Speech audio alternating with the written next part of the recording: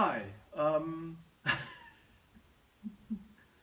I would like to give an introduction to the more antique CNC machines that are currently on the market that are both very cheap and very usable, and so they're young enough to not have a control that is all too antiquated and having parts problems or usability issues, but are so old that they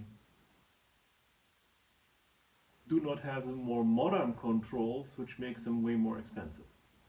So currently that would be a time frame from about 1985, 86 to about 1995, in some cases up to 2000. In my particular case, and what I want to show you today, all these machines are equipped with a Siemens control, the Sinomeric 810 or 820. That control was used initially in the first versions from about 1986 until about 1999, possibly though in the 820 version also in the early 2000s maybe. But certainly the first versions were not quite as usable. This was called the GA0. So this here is actually a Weiler GA0 machine with the Sinomeric GA0 control. That is still having some differences in the hardware, and it's missing some software cycles that were later absolutely standard. So, but starting with the GA1 version, all that stuff didn't really matter anymore. So if you're having like a machine from about 88, 89, you would definitely have a GA1. And then it was followed obviously by the GA2, and it ended in the GA3. The GA3 was from about 1992 to the very end, whenever that end was. With most machines, I would think that the 810 ended in about 1995, 94, 95. And the difference between the different GA versions are, from the hardware point, they're significant because they are not interchangeable. From the software point of view, from the user experience point of view, there is not much of a difference. The cycles are all feeling the same, they have the same commands. In the later controls, they were a bit more detailed, a bit more sophisticated. There was some more cycles available. And the biggest difference, I think, would be that in the very last version of the 810 you could do coordinate transformations, and so that would allow you to do milling on the lathe. So for example, you could mill on the face side and you could mill on the circumference, which required a real full Z-axis. So if you do have a revolver or a tool on it, you could transfer coordinates into a normal XYZ coordinate system like on the mill, and then you could actually mill on the face side. So I think that came in 93. Yeah, so, but anyway, the controls are actually very unproblematic. Parts are available in large numbers for very low prices if you don't buy from the usual idiots. But I do want to preface that all the machines in this room actually have an 810, 820 control, so obviously I'm sort of a fan, or mostly I appreciate the low price of these controls. Certainly the more interesting, the general aspect for somebody wanting an old CNC machine, well, what is the machine? How much are the machines? What is out there? So in this particular case here, this is a Weiler 160 CNC. These machines were made from about, well, 86 to 90, I would say, approximately. I would think there were maybe 300 to 400 of these machines were made. And the early ones were mostly sold with the Siemens Sinomeric 3 control, the 3T, so not this one. Now the 3T control is a previous generation which has even less storage, I think, has a even smaller monitor, can do a little bit less, all of which one could live with. But the problem is that the control is really getting difficult to support. You would have to collect a lot of spare parts. If you do find them, they might be almost for free. So I personally stay away from the 3T, as well as the 3M, which is the milling version of the numeric 3. So this was the far more modern control, again starting about 86 on the Weilers. But I would say the first 100 of those probably were sold with the 3T, as were other Weilers of the time.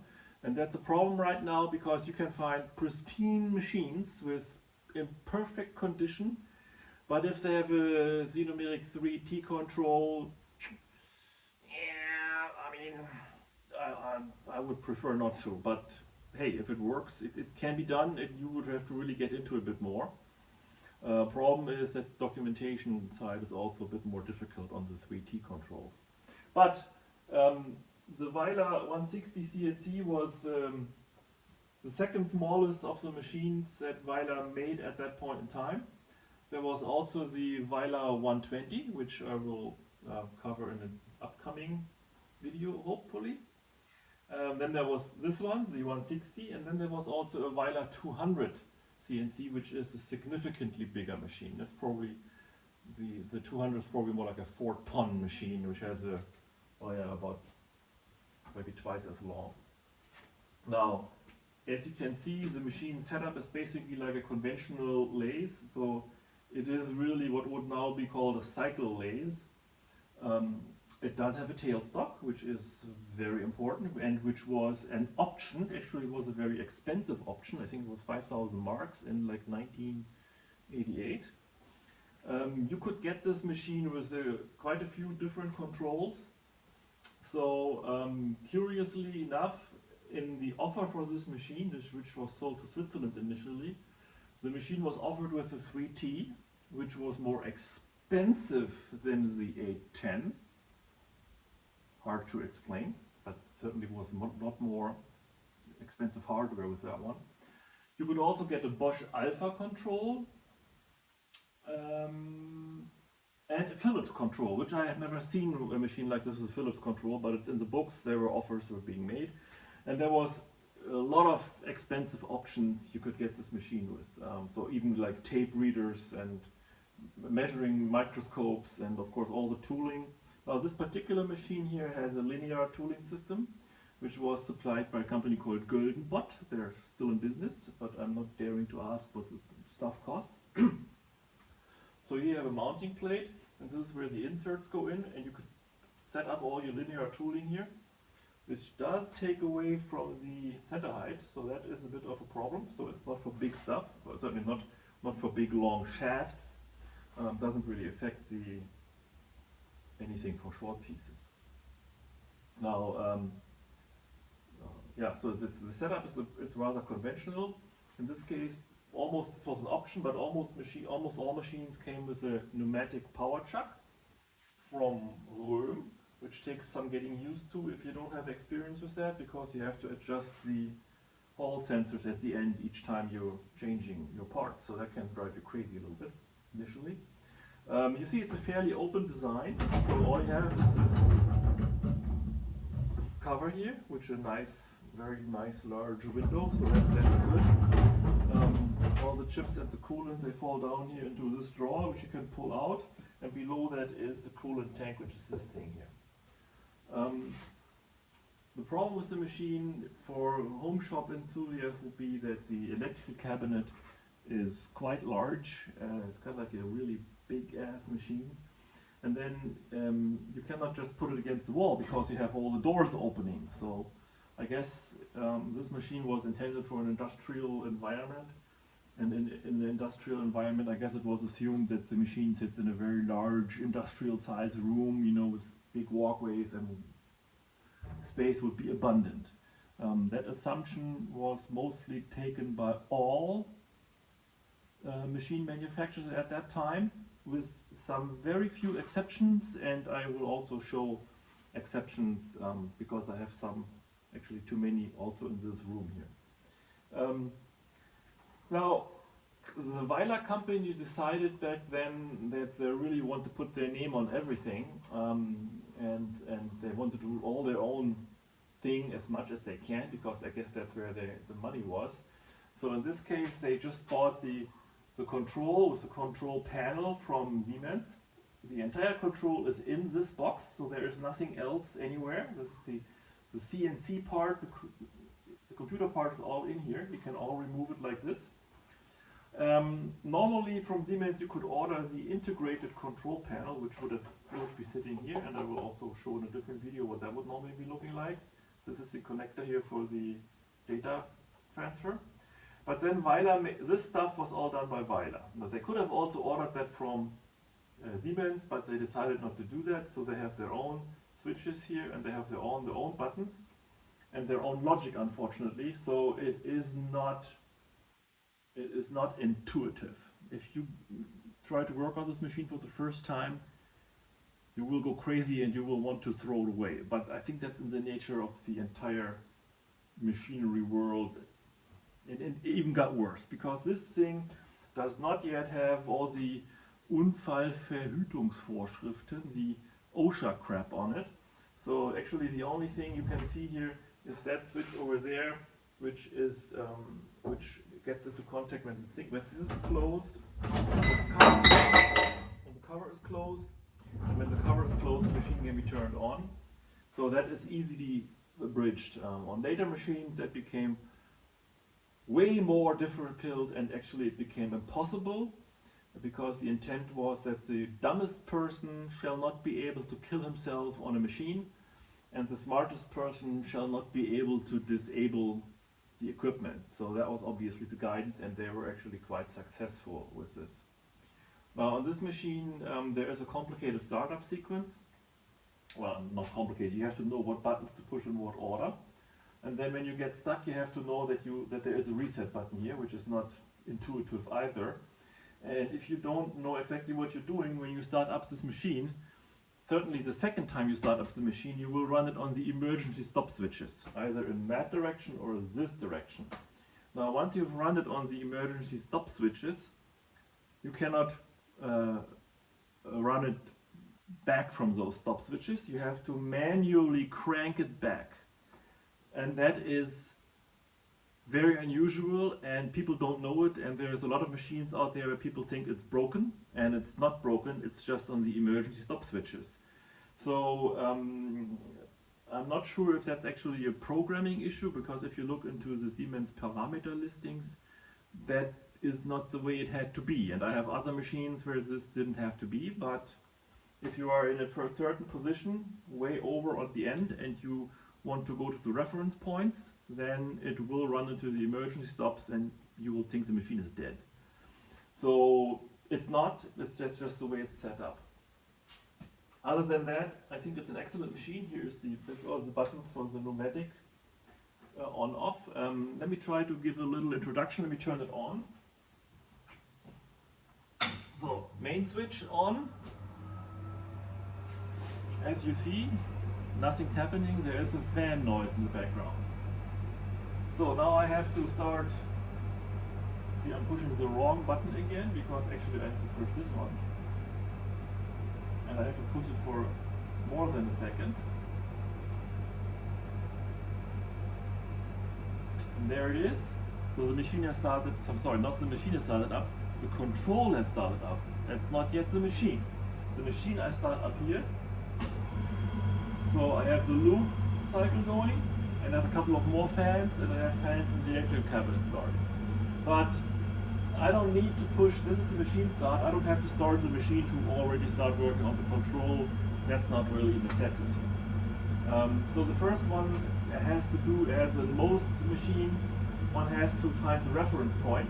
So now we're not that way and this way, so I can actually do that. I go to reference point. Now, all these are the mode switches. The mode switches, if the customer did not buy that stuff here, then if he would have bought the numeric switches, then it would have been in the software. But in this case, there is no software modes, it's all done on these switches here. So I have all the different modes that I go over here. And if I would not have this switch, there would have been a button here where I can jump around between the different modes, different machines. I can show that too. So now I'm in a reference mode position, and now I can actually use the interesting little joystick here to go to those positions. So since it is a conventional layout machine, a cycle lathe, the X plus position is this way, and the Z plus position is this way as usual, but it's this is plus, that is minus. On other machines it will be the other way around. That depends on what type of lathe it is, but again, this is a conventional setup. So let me see. So this is now the reference in X. This is not supposed to be here. There's just a little project. And now Z. So now we have reached the reference point. Again, it is, you have to wait until it's really at the end, and then it will show the program position. This position is programmable in the parameters. And it depends, of course, on how far you are from the center and how far you are over here. Now, I don't like to have the machine sit at the reference point because it's pretty close to the emergency switches, and then you have to crank manually. Don't do that. So I'm going into the manual mode, and I'm getting it off those positions. So this is the normal preset speed that I have up there, but I can also go to accelerated mode. So, well, this is now I'm in the jog mode. It's the jog mode, as you can see up here. Now, in order to turn the spindle, because I'm ready to operate now, I can also do that in the jog mode. But if I'm not running a program, I have to do this in the Überspeichern. I have no clue what that would be in English. Overstore, maybe? I don't know. So let's just say I go S500, and I should be getting an error message actually. Let's see if it does that. M03, check. And now I start. Oh. Doesn't want to do it. Because, oh yes, okay. Now actually I should be getting an error message because I have no air pressure on it. I don't know why it's not doing it. Maybe it still has some air pressures from several days ago. So obviously I can turn it, whatever. I have here the speed override, so I can go 50% or 120% of the set speed, which I gave as 500.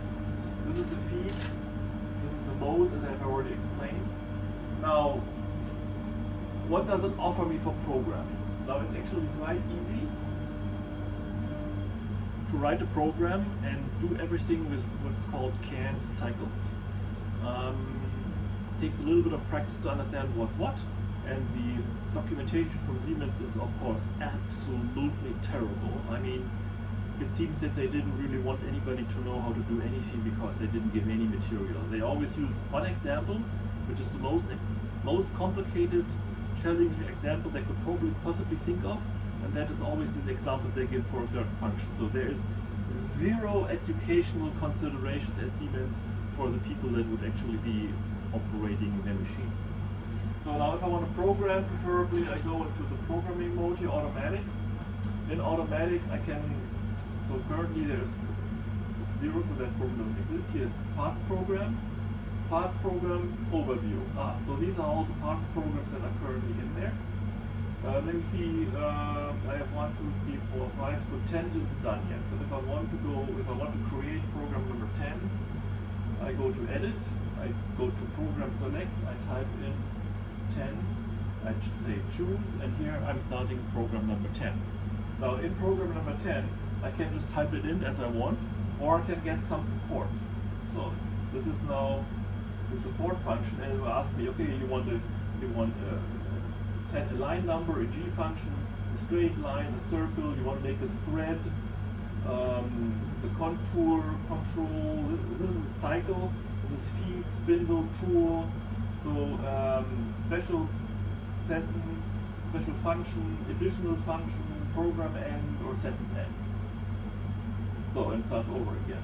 So all of this you can just type in as one would normally do. The most interesting thing on these controls, of course, is what cycles do you have. And since this is a G0, it will be missing some cycles. Now, starting with the GA1, the missing cycles, which is undercut here and cut off, were there. So one could make the point that this is not enough, but it would actually be retrofittable because a cycle is just a program, a parameter program. You can easily load it into it, but of course this machine would then not support you with a picture. So let me show you what these pictures look like. So I go here, cycles, so I go into cycles. It gives me only 3 cycles, and it does not even have a selection picture. So this is just, you know, Abspann, what's that called? You know, parts material removal, threads, or drilling. Now if I go to Abspannen, so now it started to give me a bit of picture support. Do I want to do it this way? Just with roughing, or also with a fine feed later on. And so it's roughing with residual corners, fine, or complete. Now, and then once I pick one, let's say I'm picking this one here, now it's asking me for the strategy. Do I want to go like this, or do I want to go like this? And do I want to do inside or outside? So that's pretty good. Now let's say I just want to do outside and longitudinally, like it would be this one. So now it's giving me a principal picture, and it's asking me to fill in the values. So it highlights currently the sub-programs that I want to use, that I may want to use. I can use any number. Currently it's suggesting 100. I have no idea why it's suggesting 100. But I can start putting in these values. Let's see. So 100, let's say, okay, let's do that. So now it's going, what the heck is CRC? That was, I think that is a correction radius for the tool. So I don't want to use that right now. I can just jump over. No? Oh, yes. So now it's asking me for the starting points of the, where does this contour start? And it's asking me in this direction, it's asking me in this direction. Then how much infeed do you want to have? It's all these variables, and then it will automatically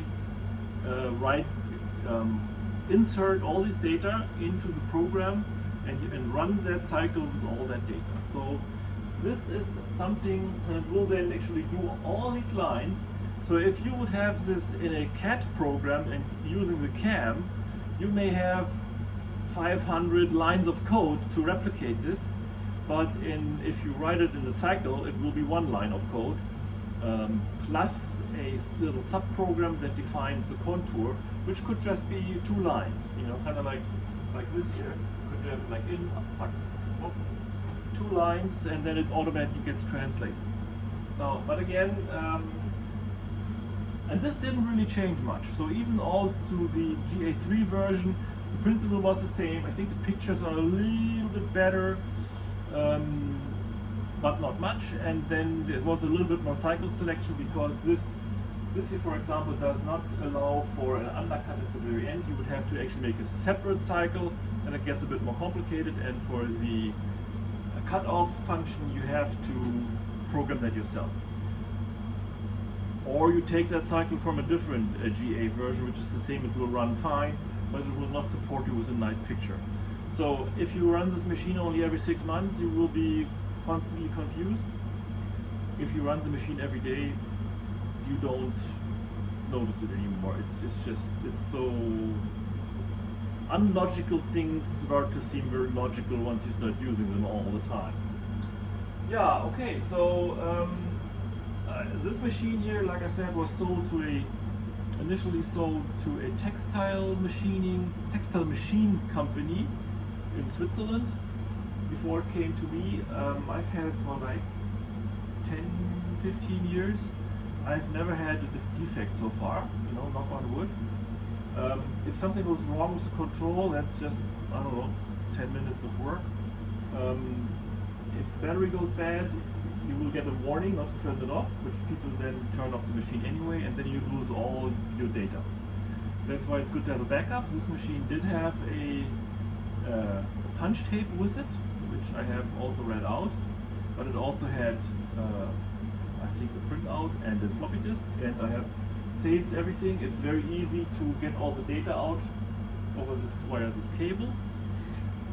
And once you have lost everything, it's very easy to put it back in, but you have to know how to do it. And that is a bit of a problem, because if you have that problem and you have no experience, the internet is not really your friend. There is so many bogus or plainly false descriptions on how to do that it's very tedious. But if you have the right description, it's 5 minutes. It's really easy. But Siemens made it very confusing, and it depends also on what control version you have and what year. Because these older controls have everything stored in a volatile memory, so it will be able to get lost. Later machines have it in what's called an ASM module, which is an EEPROM, and you can load from the EEPROM. And if you want to know what you have, one can see it on the back side, on the back of the control, sort of. But there's actually a parameter setting where it's defined what you have. These older machines normally did not have an ASM, so it's good to have a backup. If you have a backup, that control is basically indestructible. What is probably not indestructible on this machine is the amplifier side that drives the spindle and the servos. So that is a bit of a risk, I guess. But not all machines that have a 310 or 320 controls have very antique drives. So actually, starting about, depends on Weiler, it was a bit later, but I would say certainly around 89, 90, most manufacturers that made machines like this, they moved to a much newer version of the Siemens drive technology, which was much more modular, is much more obtainable, and some of the stuff is actually downright cheap. But I'm not an expert in that at this point in time. Some machines actually have then yet a newer drive technology even than this generation. So there was this generation, there was the next one, and the next generation, which is fully modular and is really, I don't know, was sold certainly well into the 2000s, maybe 2010, and is available. Not always so cheap. You could have like a servo. I bought a servo card for 68 euros or something. That's not a problem, but there were other cards that were more expensive. Other than that, this machine is actually mechanically rock solid. The control is extremely cheap to maintain if you sort of know what you're doing. And these machines have a market value that is like getting very close to zero. And that's a shit. That's a pain. That's a shame. Because they can basically do it all. They can do it all, and if you can get a machine like this for 2,000–3,000 euros, and a similar machine with more modern technology is 10–15,000. Then it depends on your financial situation on what you want to do. Now you don't have to spend 10–15. I think if you go to a later generation real Weiler cycle lathe, they start at like 5, but that is a very limited CNC, which is actually would be, well, this is an 810. There was also a simplified version, which was the 8.5. But Weiler did not put that on their machines later. They made their own front panel, and it doesn't say Siemens anywhere. So people think, oh, it's a Weiler control. No, bullshit. It's just the front panel, and behind it hiding is a numeric 805, which is not as plentifully available as this stuff. I mean, this stuff, I just bought a CPU card for a different machine just because it was cheap. I paid 65 euros. So, and that is the only card that I'm afraid of. I mean, there are other cards in there that are like literally $5, $10, $20. So yeah. The monitors, the screens, the CRTs, they can go bad. This one was replaced by the company before I bought it. If it ever does, and they're very robust, they last a long time and the quality is good. But there's also, of course, lots of TFTs out there, and I have a bunch of used controls that have TFTs in them, and I don't even bother to convert because the TFTs don't look as good. But I mean, the screen is nice, yeah, okay. What I would be interested in is actually to put a color monitor into it, color screen, which is possible, but not straightforward. If one does want a color screen at all costs, then you need to buy a machine with the 820 control, which was not available on this machine.